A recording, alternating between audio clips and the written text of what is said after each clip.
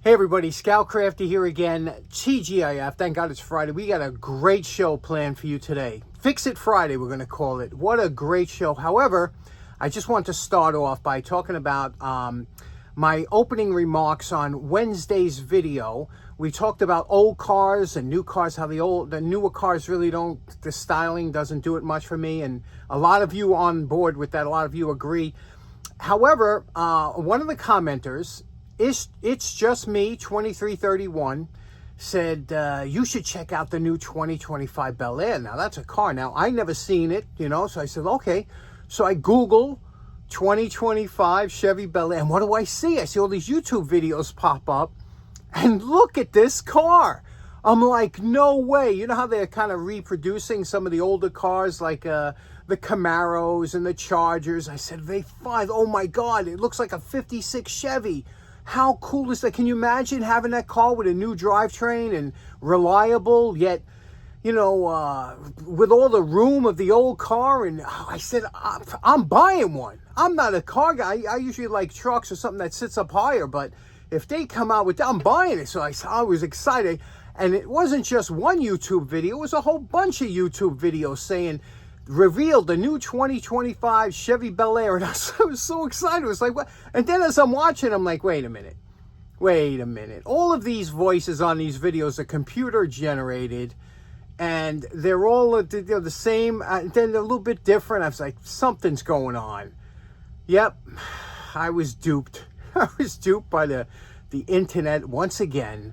You can't trust so I go to Chevy's website. Now that's right. You want to hear it, you go to the horse's mouth. I go to Chevy's website, and what do I see? The same boring, futuristic looking blobs that just don't do nothing for me. So my hopes were up there for just a split second. I was feeling so good, and then all of a sudden let down.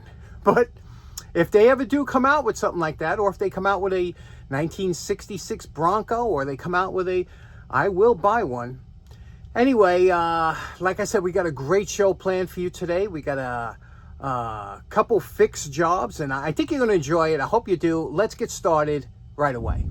Okay, next up, I got a great little gift from my buddy Kirk Carrillo.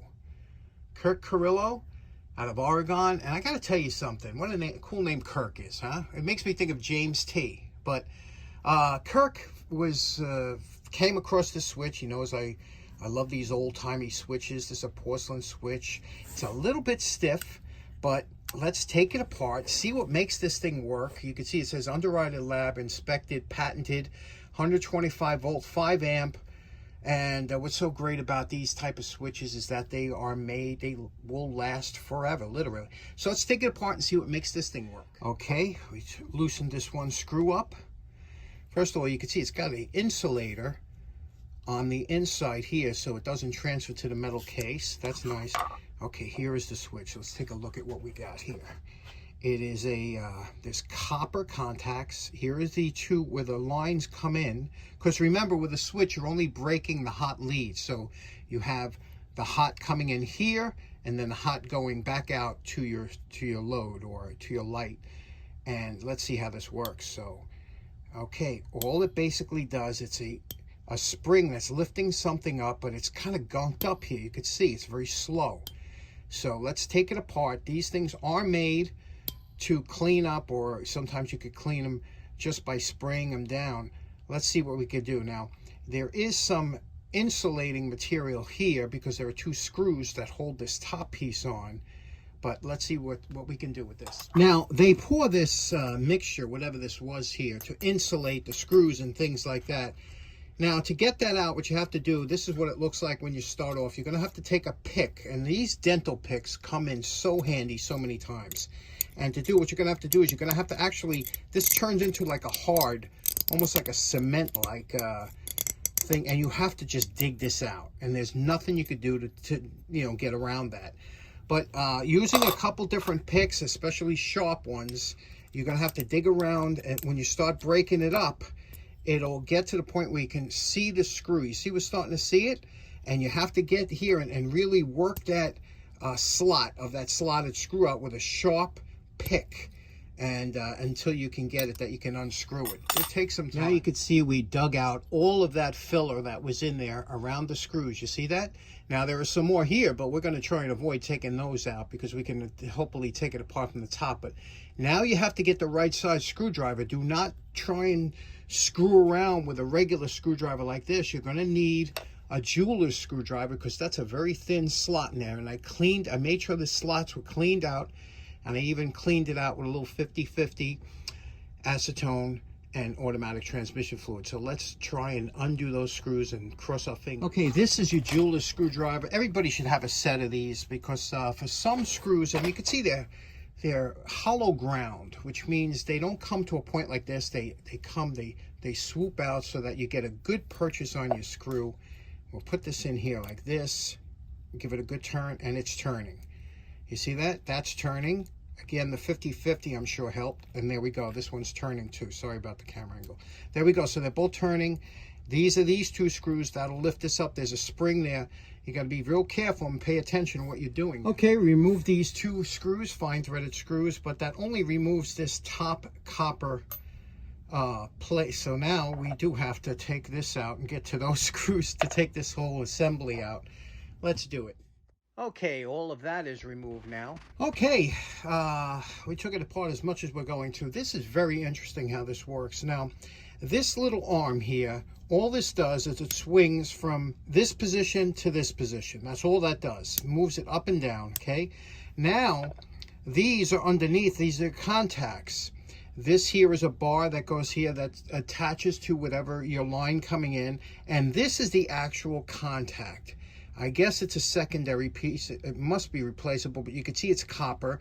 This we're going to clean. It goes underneath like this, and it's screwed from the bottom up like that. So that's how these are attached, and that's how that goes on it. So let's clean it up. And again, you got to scrub this good, get all the oxidation and everything out of here. And then we'll put everything back and lubricate it and see how it works. When you're dealing with the contacts here, you see that's the contact plate. Take a little bit of that steel wool that you had left over from bluing and just give it a good buffing on here. You want this to be very, very clean and free of any oxidation. Now this is before cleaning and after cleaning. Okay, it's all cleaned up and reassembled. Remember, this is the contacts coming in. This one here in the lower right. This one here in the upper left, okay? Now, you could see that this bar is making contact, shorting these two out, which would mean the switch is on. If I push this way, it releases this, and now this one is free, and this one's free, and these two contacts are not touching. So you could see how that works, and you could hear the snap we got back in the switch. It's lubricated. You hear that? Okay, so now we'll put now this goes back on. The only function for this piece here is to keep the cover from touching any of the switch components and also give it a little bit more rigidity. Lastly, before we reassemble it, we just want to make sure that we don't have any resistance in this switch. So we hooked it up to the ohms meter. Listen for the beep. We're showing no resistance. There we go. Now to finish off this switch, what we're going to do to cover it. Now you don't have to cover these up, but they came that way. So what we're going to do is we're going to take a little bit of Vaseline on a cotton swab, and we're going to wipe the screw heads with the Vaseline. Then we're going to fill those pockets with a little wood glue and let that harden. Okay, we put just enough wood glue to let that settle in there. And the reason we're putting the Vaseline in there is that if we ever do have to service the switch again, the wood glue will pop out. It'll grab the sides, but not so much the screw heads, and it'll pop out easier if we do have to service it again. But let that dry, and we're good. Now, once the glue is hardened, it'll get a little darker yellow, and it shrinks a little bit. They all do. Now, in order to get that factory look, what we're going to do is we're going to take some glazing putty, and that has that color, that same color that was in there.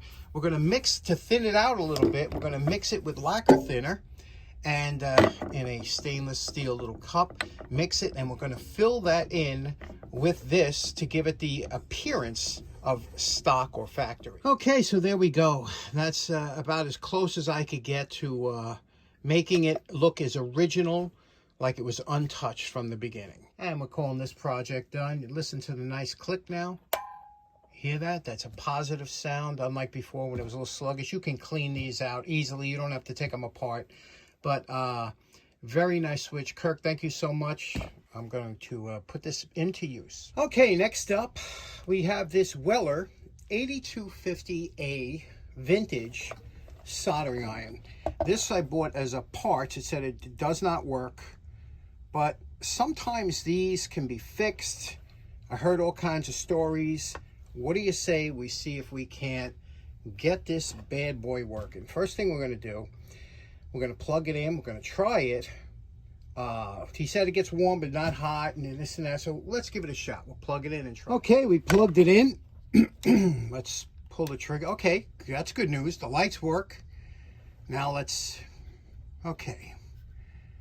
All right, I'm touching, you could see here, it's not getting warm. That should be super hot by now, enough to burn my fingers off, and obviously it's not. So let's plug it in to the kilowatt and see what it's drawing. Okay, you can see I have 123 volts coming into the house. Let's go to watts. Obviously nothing because we're not squeezing the trigger. Let's squeeze the trigger and watch the wattage.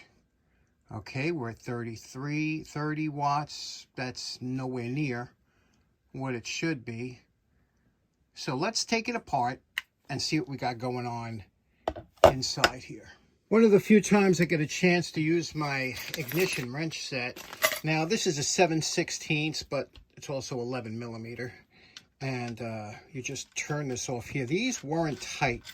That could be a problem too, but we'll take these out and you can see, and also, I'll show you how these go, how we'll clean these up. That's another thing. Sometimes the oxidation don't let these get current, but right now we're going to open it up just to show you what's inside. Now you can see there are 3 different screw lengths, so long, medium, short, and they go back into here, long, medium, short, into the handle. So let's pop this off now and see what we got inside. Again, this is the first time I'm doing it with you. Might have to pry this a little bit with a screwdriver on the side here. Okay, there we go. It's starting to come out. Sometimes when these things haven't been opened in a while. Okay, I'm going to flip it over. It seems like this side is the lighter side. There we go. Okay, so here we go. It's a little dusty. We'll have to clean that out. The first thing you want to look for is see if any breaks. A lot of times the triggers, oh, you see that tape on there? We don't know what that's going to be about. That's obviously the switch that comes off of here. Okay, let me look a little bit more into this. Nothing looks out of sort, so to speak. Okay, now obviously this half came off very easy. This half, I could not get this inside out. I pried and pried until all of a sudden it popped out. Now, I don't know if there was some kind of glue or something holding it or whatever the case may be, but we got that popped out. Here is the unit itself. It is pretty simple. It's a coil, and you can see here, this is a sheet metal roll that the coil rolls around that gives you the transformer effect. Now, the only problems I can see one problem right here. When this is put together, this kink, can you see that kink on the wire? Can you see that? Now, I don't know if that's broken. The switch, we're going to test the switch. I'm going to show you how to test the switch. We're going to test it, and they're sealed. The older switches had screws that you could take apart. So this one is sealed. So we'll see what we can do. We're going to test it. I'm going to put clips on there and check it for ohms. Okay, now ohms is a measure of resistance, okay? Now when we touch this here, when I touch this to the lead, you could see here, the way I got it set here, I have it, it'll go down to 2.2 ohms, okay? That's just the resistance of the metallic coatings that are on here. Now, ideally, when I put this, I have it hooked up to the switch here, as you can see. When I switch that switch, the meter should read the same thing if we're getting a full, but you see I'm getting 1.3, so that's a little bit more resistance, but not bad, not terrible.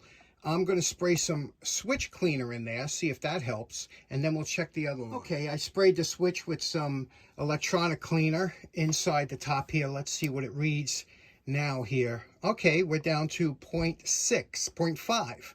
So you see how much we came down in resistance? That's good. Now let's see what else we can do. Now this wire here is obviously kinked. It's exposed. We're going to have to replace that anyway. So we're going to cut it here. And then we're going to solder a new lead from here to here. So let's cut it right there. Okay, we cut that wire off a little bit, stripped it back, and we're going to replace this lead from here to here.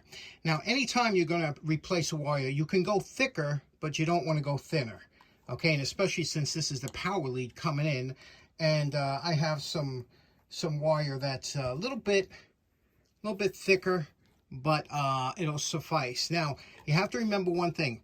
Many of these wires, like this one here, you can tell by the coloring. Can you see the coloring of that wire? Now, that dark coloring could mean one of two things. It could be tarnished or it could be varnished. Sometimes they used to varnish under the wires, especially when it's hooked up to magnet wire. When they wrap this around here, these wires are varnished so that they don't contact each other. What you have to do is you have to take a utility knife here and scrape off that varnish, or you'll never get the solder to stick. And I'll show you what I mean when I'm finished scraping. It'll come out bright and shiny. Now, if you look at that, it looks almost like silverish because we scraped the varnish off. Now, we're going to tin it, which means we're going to coat this with a little bit of solder, and we're going to coat the other wires so that it's much easier to join together once they're already tinned or coated with solder. Okay, we did a successful solder, covered everything with heat shrink, there and there. Okay, now we're going to reassemble this. We'll wipe down the inside of the case. It's all dusty and dirty. We'll wipe everything down and put it back together and then work on the tip. We reassembled the gun. Now what we did is we cleaned using a wire brush. You could use a file. You can use anything. You got to clean the nooks and crannies and also the edge of here because that's what makes the contact. Also clean the inside of here. That's all got to make good contact. Now when this tip goes in, you see there's two bends in the prongs. And those bends go through the hole like that, and then you tighten them down. And these got to be pretty tight. You can't just make them hand tight. They got to be pretty tight. Okay, now just let's test it out. You see I cleaned the plug too. I always clean the plug of any tarnish or whatever. We're at 123 volts. We're going to hit wattage, okay? Keep an eye on the wattage while I squeeze the trigger here. Let's first... Okay, we got lights. I feel it up. Look at that. Can you see that? 216, 206, 197, that's fine. Let's see how she does with the solder. So we're getting a lot more current going through here. Let's see how it heats up and melts solder, because it wouldn't melt solder before. Okay, remember, this couldn't get warm enough to melt solder before. Let's see what happens now. Light is on. Let's see how long it takes. I didn't tin the tip or anything, so let's see what we got. Okay, there we go. Look at that. Tinning this piece of wire here. Smoke's going right up my nose the way it's supposed to. Bob's your uncle. Okay, so in closing, special thanks to Kirk for that awesome switch. And we got a lot of good stuff coming up in the next couple of days. Got a lot of great projects. Hope you enjoy this weekend. We'll see you again on Monday. Take care now. Bye-bye.